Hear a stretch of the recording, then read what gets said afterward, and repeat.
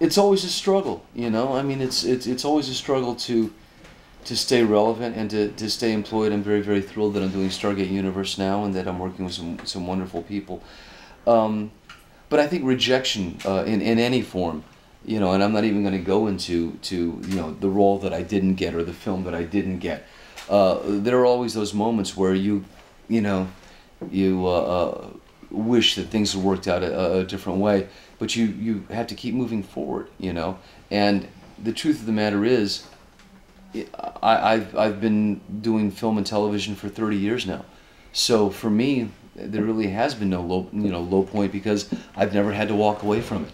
I've always managed to be employed one way or the other, and so I'm proud of that achievement. There's not one single role that I can point to and say, you know, this is the best thing that I've ever done.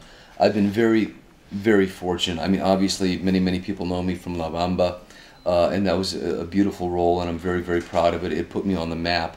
But also, you know, my roles in Stand and Deliver, or Young Guns, or Courage Under Fire, or The Big Hit, or my Tony-nominated turn as the King and The King and I on Broadway.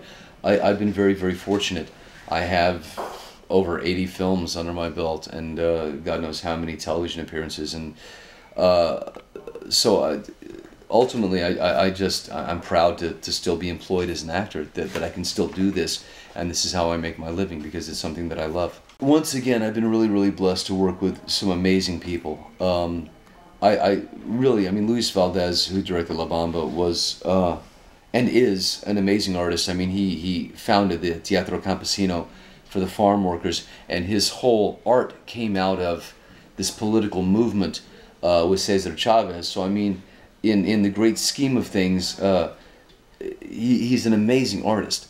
But I also have to say that, you know, working with somebody like Ed Zwick on Courage Under Fire, who was so supportive of the actors and made such an amazing film, this big movie about, you know, huge issues.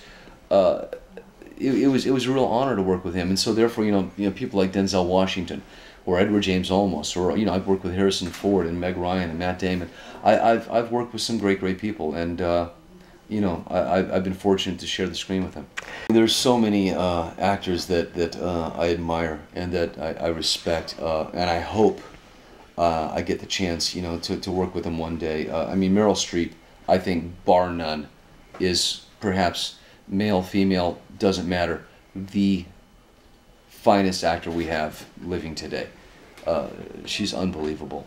But, you know, I grew up and I cut my teeth on, you know, people like De Niro and Pacino, Hoffman. I would like to, you know, one day work with them. I would like to think that I will eventually get to work with some of my peers. You know, I've worked with Kiefer, I've worked with Charlie, you know, Patrick Swayze, God bless him. I worked with him before he passed. You know, I work with people my age. It's the ones that, you know, I don't know if I'm going to get that chance. It's one of my great regrets that, you know, not only did I never work with her, but I never had a chance to work with, you know, like Peter O'Toole or Katharine Hepburn, you know, and people like that.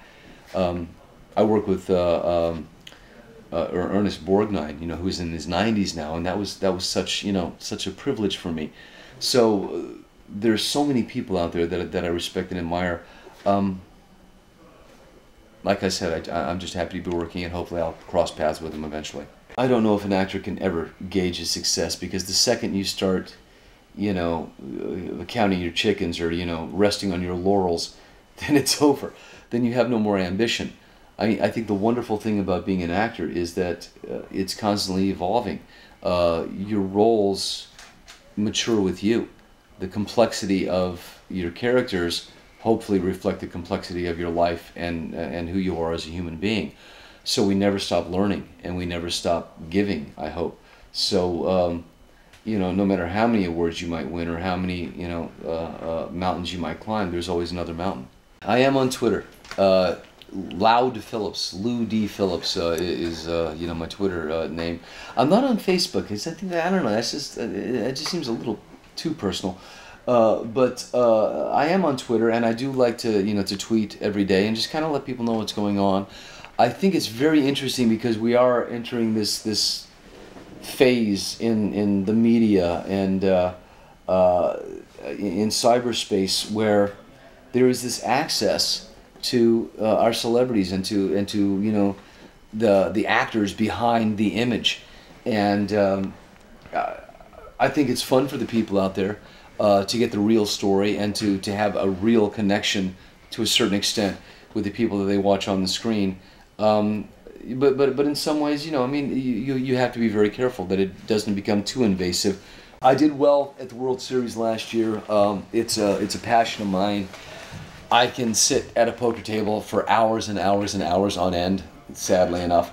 But what I love about No Limit Texas Hold'em is that yes, there's a gamble involved, but there's also a strategy, and it's a chess game, and it's a psychological game. I'm a fake professional, but you know, I mean, I've won money playing poker. I placed 186th out of 6,500 last year at the World Series, ahead of a lot of people who were died in the world professionals. So I can't deny the fact that I have. In that definition, a very loose definition, have won money playing poker. I've placed in a number of tournaments.